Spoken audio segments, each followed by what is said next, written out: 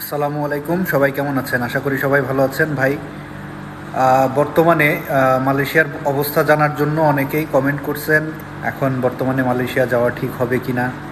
মালয়েশিয়াতে যে calling open হচ্ছে, সঠিক ইনফরমেশন দিব।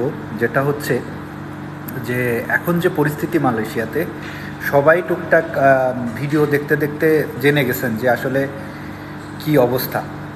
তারপরেও অনেকের বিশ্বাস হয় না, এরপরও অনেকে আসতে চাইবে। সঠিক ব্যাপারটা একদম পয়েন্ট টু পয়েন্ট আপনাদেরকে আমি বলে দিচ্ছি।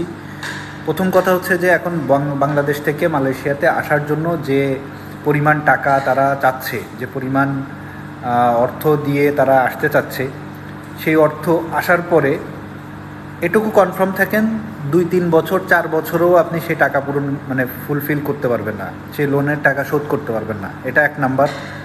2 নাম্বার হচ্ছে আপনি আসার পরে আপনাকে কোম্পানি থেকে যেটা বলা হচ্ছে যে আপনাকে 15 বা 13 আসার পরে বেতন দিবে, কিন্তু আসলে আপনাকে দিয়ে যে খাটনি করানো হয় 8 ঘন্টা 10 ঘন্টা বা 12 ঘন্টার কাজে, সেই পরিমাণ টাকা আপনি পাবেন না যে পরিমাণ টাকা আপনার আসলে দরকার বা আপনি আসলে চিন্তা করে আসতেছেন।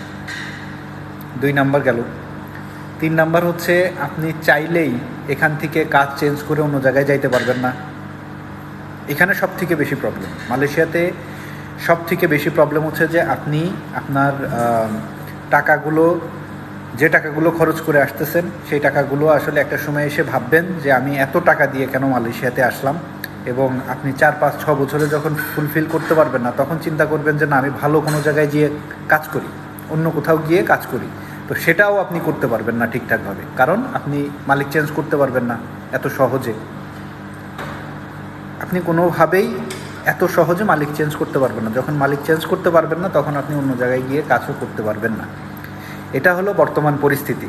তো আপনি একটু ভেবে চিনতে তারপরে আসেন। যে পরিমাণ টাকা উল্লেখ করতেছে এখন সবাই, সেই টাকাটা দিয়ে মালয়েশিয়া এসে নিজে লোন করে বলেন, জমি বেচে বলেন, যেটাই বলেন, করে আসতে পারেন। কিন্তু সেটা 2-4-5 বছর এর মধ্যে শোধ হতে খুব কষ্ট হয়ে যাবে আপনার।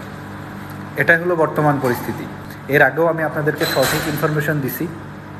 যদি মনে হয় যে আপনার আসতে হবে, আপনি এই কষ্টগুলো সহ্য করে, এই সব ঝুট ঝামেলা সহ্য করে একদম ওই পরিমাণ টাকা, যে পরিমাণ টাকাটা আপনি দেশেও থাকলে কোনো কিছু করলে হয়তো বা চাকরি করলেও আপনি কামাইতে পারবেন, এই টাকাটা এখানে এসে কামাবেন বা এখানে এসে ইনকাম করবেন, 5 বছর থাকবেন, তাহলে সেটা করতে পারেন। তার জন্য আমি বলবো ওয়েলকাম। আদারওয়াইজ আপনি যদি মনে করেন মালয়েশিয়া এসেই 60,000, 70,000, 1 লাখ টাকা ইনকাম করব, ঠিক আছে, তাহলে এটুকু মেন্টালিটি নিয়ে আসেন। আপনাকে পামবাগানে যেতে হবে এবং কঠোর পরিশ্রম করতে হবে 12 ঘন্টা 10 ঘন্টা। এরপরে আপনাকে কনস্ট্রাকশনে যেতে হবে, কঠোর পরিশ্রম করতে হবে। তারপরেও সিওরিটি নেই, কনস্ট্রাকশন সেক্টরে অনেক জায়গা থেকে আপনি স্যালারি পান না, স্যালারি নিয়ে মাস শেষে সমস্যা করে, এরকম বহুত প্রবলেম আছে। তো এইসব জিনিসগুলো যদি আপনি মেনে নিতে পারেন, তাহলে আসেন। সিম্পল ব্যাপার, এর থেকে বড় সত্যি কথা আর নাই। মালয়েশিয়া নিয়ে অনেক দিন কোনো ভিডিও দেওয়া হয় না, বাট আবার যখন এরকম একটা সিচুয়েশন তৈরি হয়েছে যে মালয়েশিয়াতে লোক নিতে হবে, লোক যেতে হবে, এরকম পরিবেশ, তখন আপনাদেরকে এই আপডেটটা দিলাম এই কারণে, যাতে আপনারা সচেতন হন, জেনে বুঝে তারপরে মালয়েশিয়াতে আসে। যার ভালো লাগবে, যার এই জিনিসে পোষাবে, সে অবশ্যই আসবে।